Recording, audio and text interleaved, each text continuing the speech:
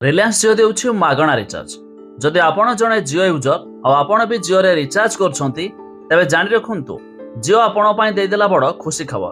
केमिति मध्य आपण पाई परिबे मागणा रे रिचार्ज।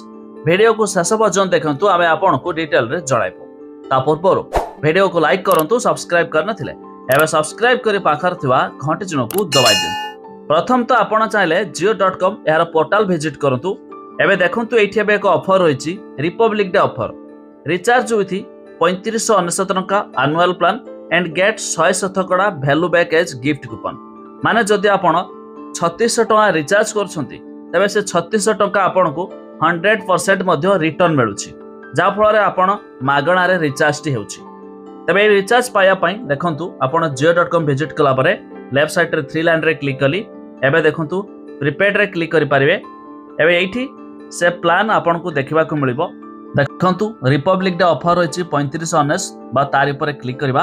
एबे 3599 टंका रे 365 दिन रो आपण को वैलिडिटी मिलिबो।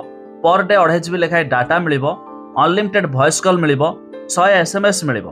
तबे देखंतु जो एथरे कूपन कोन मिलिबो ना आपण को एजियो रे 500 टंका लेखाय दुईटी कूपन 1000 टंका मिलिला।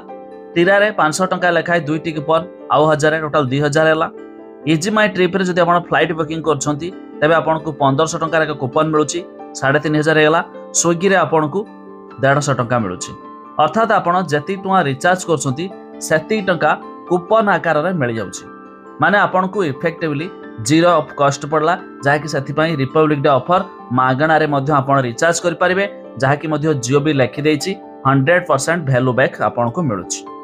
तबे आपण माने जियो यूज करती ना एयरटेल ता निहाती कमेंट करिवे। आ जियो रे केते टंका लेखा रिचार्ज करती ताहा भी कमेंट करिकि जणाइ दियंतु।